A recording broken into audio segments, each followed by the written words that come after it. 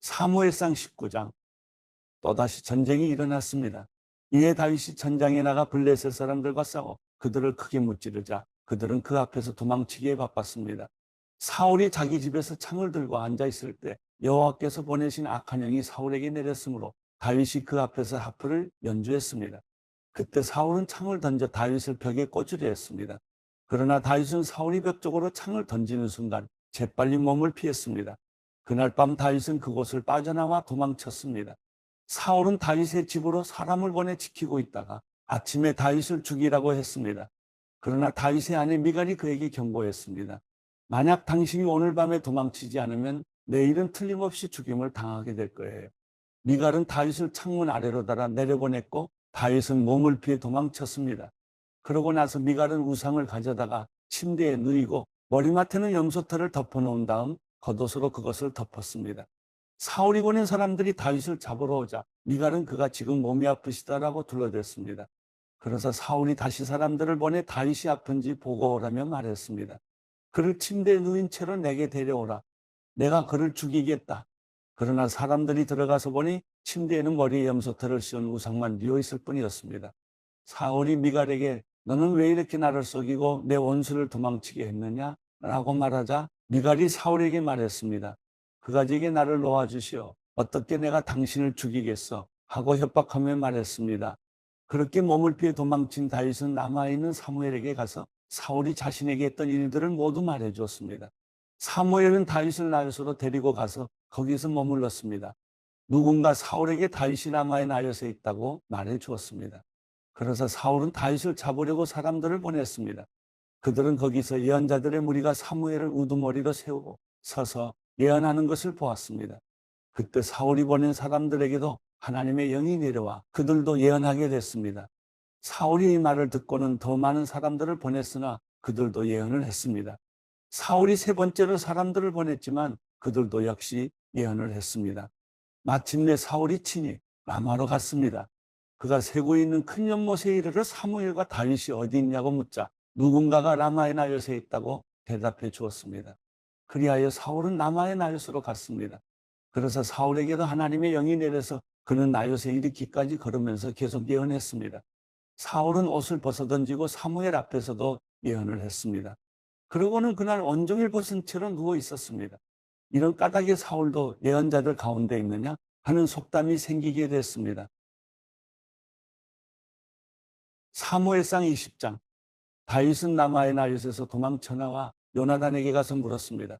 내가 무슨 짓을 했습니까? 내가 무슨 죄를 저질렀단 말입니까? 내가 당신 아버지께 무슨 잘못을 저질렀기에 이렇게 나를 죽이려고 하십니까? 요나단이 대답했습니다.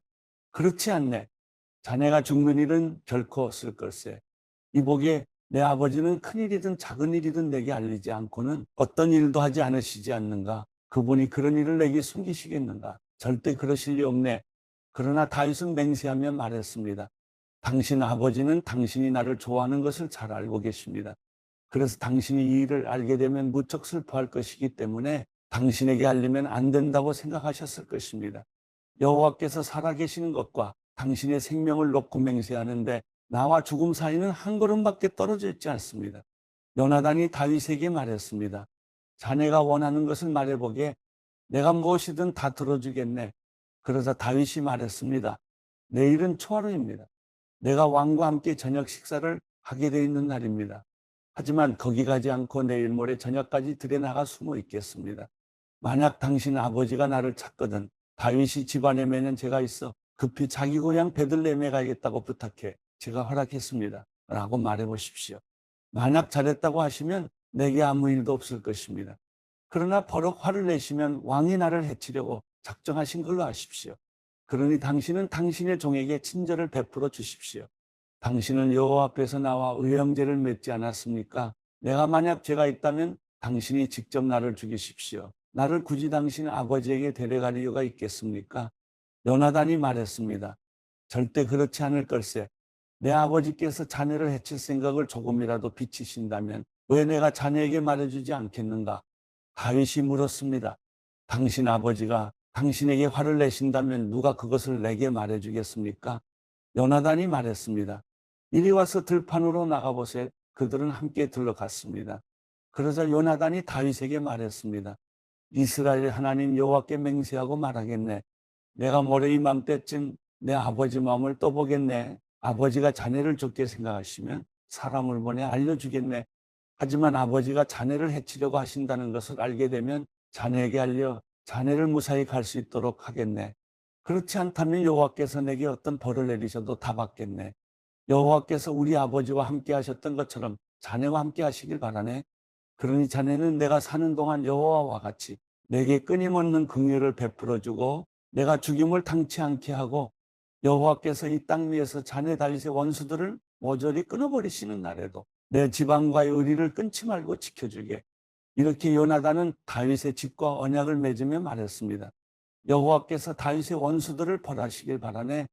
요나단이 다윗을 사랑했기에 다윗으로 하여금 다시 맹세하게 했습니다. 이는 요나단이 다윗을 자기 몸처럼 사랑했기 때문이었습니다. 그러고 나서 요나단은 다윗에게 말했습니다. 내일은 초하루니 자네 자리가 비어 있으면 왕께서 분명 찾으실 걸세. 모레 저녁쯤에 이런 일이 시작됐을 때 자네가 숨어있던 에셀 바위 옆에 숨어있게 내가 관역을 마치는 척하면서 세 개의 화살을 그 곁에 쏘겠네. 그러고 나서 한 소년을 보내가서 화살들을 찾아오너라 하고 말할 걸세. 그때 만약 내가 소년에게 보아라. 화살들이 이쪽에 있으니 가져오너라 하고 말하면 여호와께서 살아계심으로 맹세하는데 자네는 무사할 것이니 안심하고 나오게. 그러나 만약 그 소년에게 보아라. 화살들이 내 앞쪽에 있다라고 하면 자네는 자네의 길을 떠나게. 여호와께서 자네를 떠나보내시려는 뜻인 줄로 알기나. 그리고 자네와 내가 약속한 이 일에 대해서는 여호와께서 자네와 나 사이에 영원히 증인이 되실 걸세. 그리하여 다윗은 들판에 숨게 됐습니다.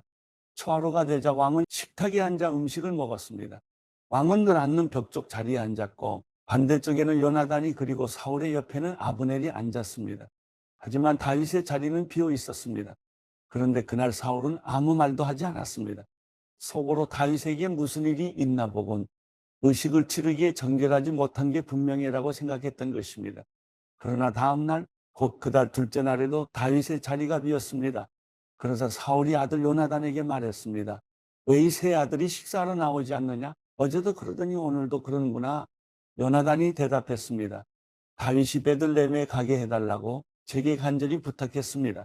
자기 가족이 베들레헴 성에서 제사를 드려야 하는데 자기 형이 그곳으로 오라고 했다면서 자기를 좋게 생각한다면 형제들을 볼 수 있도록 보내달라고 간청하게 보내주었습니다. 그래서 그가 왕의 식탁에 나오지 못한 것입니다. 사울은 요나단에게 불같이 화를 내며 말했습니다. 너 반역자이며 사악한 여자의 자식아, 내가 그 이세의 아들 쪽을 택한 걸 내가 모를 줄 아느냐? 내게도 망신이지만 널 낳아준 어미에게도 망신이다. 이세의 아들이 이 땅에 살아있는 한 너와 내 나라는 세워지지 않을 것이다. 사람을 보내 다윗을 끌어오너라. 그놈은 죽어야만 한다. 요나단이 아버지에게 물었습니다. 왜 다윗이 죽어야 합니까? 그가 무슨 짓을 했다고 그러십니까? 그래서 사울은 창을 던져 요나단을 죽이려 했습니다.